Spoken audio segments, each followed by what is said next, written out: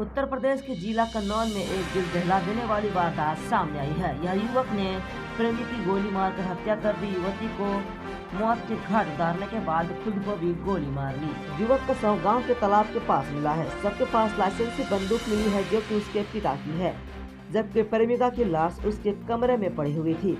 बताया जा रहा है कि प्रेमिका की दूसरी जगह शादी तय करने से युवक नाराज था। हालांकि ग्रामीणों के दबाव से उसने युवती को परेशान न करने का वादा भी किया, लेकिन 24 घंटे के भीतर युवती को मौत के घाट उतार दिया। वारदात के बाद इलाके में दहशत का माहौल है। घटना की सूचना मिलते ही मौके पर पुलिस ने दोनों शवों को पोस्टमार्टम के लिए भेज दिया और मामले की छानबीन कर रही है। दरअसल यह मामला सौरी थाना क्षेत्र के सुल्तानपुर गांव का है। यह गांव के रहने वाले 22 वर्ष दीप्ति की पड़ोसी गांव गुठला के रहने वाले देवांशु के साथ प्रेम प्रसंग चल रहा था। एक हफ्ते पहले ही युवती ने परिजनों की दीप्ति की शादी उसकी दूसरी जगह तय कर दी थी। यह बात प्रेमी को देवांशु को जब पता चली तो उसने गुस्से में आकर दीप्ति को परेशान करना शुरू कर दिया।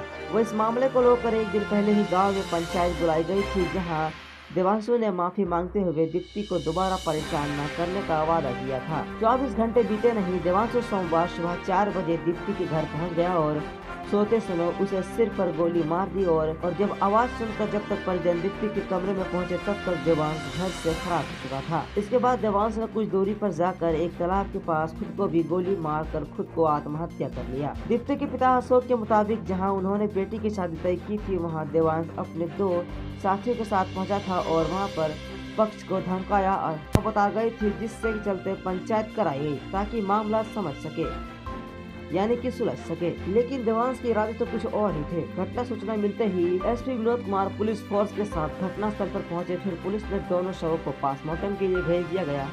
मौके से लाइसेंसी बंदूक बरामद कर ली गई और पुलिस अब इस पूरे मामले की जांच कर रही है। पुलिस के मुताबिक घटना में इस्तेमाल की गई बंदूक देवांश के पिता की थी, जो कि रिटायर्ड फौजी है, जो कि एक लाइसेंसी हथियार था, जिससे युवक ने चुपचाप घर से निकाल लिया और घटना को अंजाम दिया। वहीं इस वारदात के बाद पूरे गांव में मातम का माहौल है। ग्रामीणों के मुताबिक देवांश और दीप्ति एक दूसरे को जानते थे, लेकिन लड़की का इनकार व्यवस्था कहीं और तय हो जा चुका था। जब दीप्ति की शादी कहीं और तय हुई तो देवांश बहुत ही चुपचाप रहने लगा और उसने ये सारा काम तुरंत ही कर दिया। दोनों की प्रेम कहानी तो मानो अधूरी ही रह गई। इस पर आप क्या सोचते हैं, हमें कमेंट करके जरूर बताएं। और वीडियो अच्छी लगी हो तो वीडियो को लाइक और चैनल को सब्सक्राइब जरूर से करें।